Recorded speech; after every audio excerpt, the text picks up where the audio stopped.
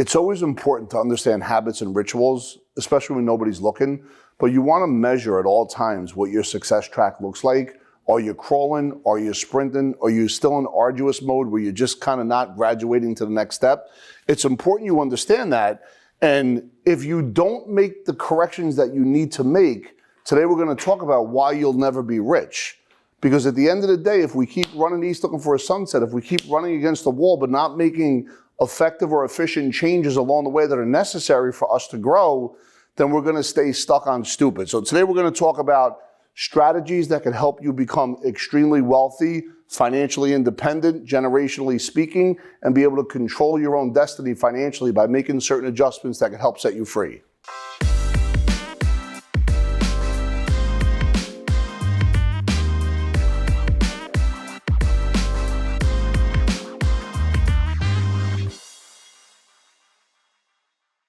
So we're going to talk a little bit about millionaires in the USA, and what I'm going to read is 2021, but as you're watching this video, we know that America shit the bed in 2022, but let's play with this for a second. In 2021, Credit Suisse reported 8.8% of the US population had over $1 million in assets. That shit got cut in half.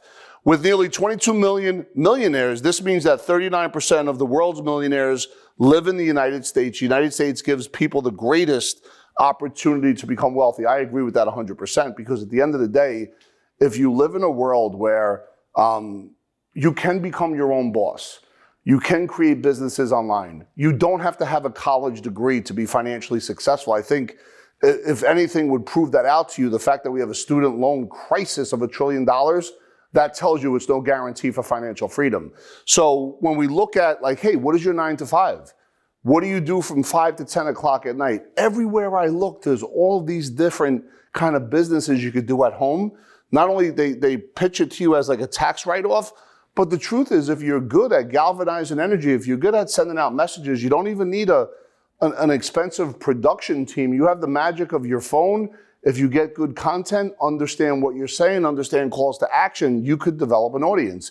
And in developing an audience, you get to sell a product. So at the end of the day, I agree that there's most millionaires here in the United States.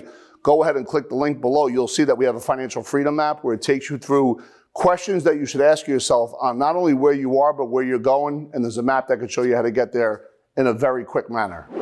How much do you actually need to be rich? And by the way, that's a question, I kind of feel like it's a moving target. You could be, a farmer in Indiana. You could be a stockbroker in New York City. You could be a business owner in New Jersey. You could be a real estate guru in Florida. I don't know what you need. You would know what that is, but I was just talking to Parker, who is a dear friend. He works within our organization, instrumental towards what we do. And I said, Parker, what do you need in retirement? He said $3 million. And I said, why $3 million? He goes, well, that's just my number. That gives me 6 figures every year. And I said, is it tax-free or taxable? And he said, it's tax-free. And I said, are you doing the plan now to get to that number then? And he said, no. And by the way, he represents 99% of you. I promise. That's how everybody thinks. So according to a study from an investment bank, UBS, 28% of investors who had between 1 and 5 million in investable assets viewed themselves as rich. 40% of those with 5 million in investable assets said they didn't feel that rich. So the higher you go, not only do they get cheaper, but they don't feel rich because they understand what's really going on. They have much more vision than someone at $1 million or $2 million. So at the end of the day, I think if Parker sat down with his financial planning team, it's obviously not us. What he should do is sit down and really re-engineer where he wants to be at 65 and what he's going to do now to get there. And I think in that space, that's where you can really make some good decisions, because guess what? It's all about leverage, liquidity, and control, especially during economic crisis like we are in right now in 2022. Okay, so check it out, folks. Money without wealth, according to Clifford Goldstein of NerdWallet, this is what he has to say.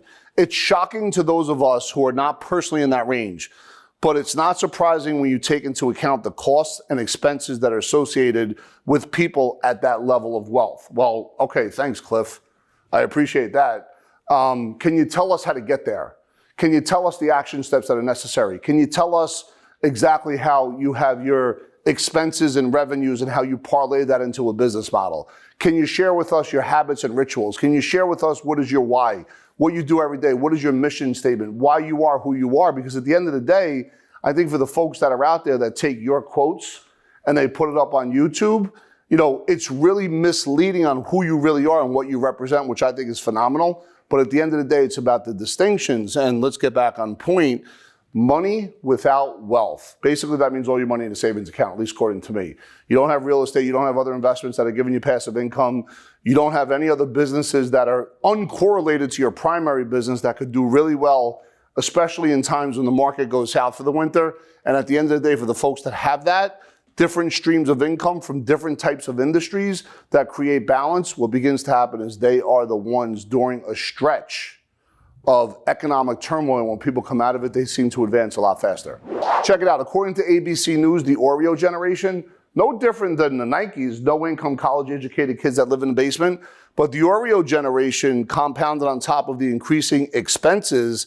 80% of people whose children have left the house said they are providing financial support for adult children. That means they got out of the basement. Grandchildren or aging parents. This generation of people who are paying for both their parents and their children are known as the Oreo Generation, sandwiched in between two financial obligations. Here's the problem, especially if the parents are now in their 80s and 90s of the Oreo Generation, that wealth is eroding every day with the market. And can you imagine if you're the person relying on that money when your parents shuffle off this mortal coil? You may have had one number in mind, but there's a whole other number coming your way if you're not careful. And that's why proper planning is important, because when things go south and you're a third time running east looking for a sunset, chasing that rate of return, exposed to taxes, inflation, and interest rates, what begins to happen is chaos and confusion. So what is true wealth? Because expenses often grow with wealth, true wealth is relative. You become financially free not once you become a millionaire, but rather once the annual income from your passive investments exceed the annual value of your expenses. That's do what you want, when you want, how you want, with who you want, without money or time freedom or money or time constraints, which creates financial freedom. So if you get to the place where you know that you're not running out of money on the 20th of every month, but still have money after the 30th, and by the way, it's because your investments are bringing in that cake on a weekly basis, now you're living a different lifestyle. So how much do you need when you retire? Early in this video, we talked about Parker, but let's check this out. You could create a steady source of income by investing a large sum in the market and only taking out the interest made, leaving the principal untouched. For example, if your goal was to make 100 grand a year, by estimating a conservative 3% growth year over year, you could create 100,000 a year revenue with an investment of $3.3 million. Now, Parker, who does my videos, subconsciously may have saw that, right? What is the problem if you're living on the interest? If it's $3 million and you're living on the interest of that money? Well, every dollar is taxed, right? Every dollar is subjected to, inflation as it goes higher. So if you have 100 grand in year at age 65, that same 100 grand at age 71 could feel like, like 75,000 after inflation. So people begin to really erode the principal, which is tax-free, by the way. But when you erode the principal, you can now run out of money. The perfect play there is to have an insurance complement that allows you to spend that $3 million down over 20 years, knowing a death benefit replaces everything tax-free.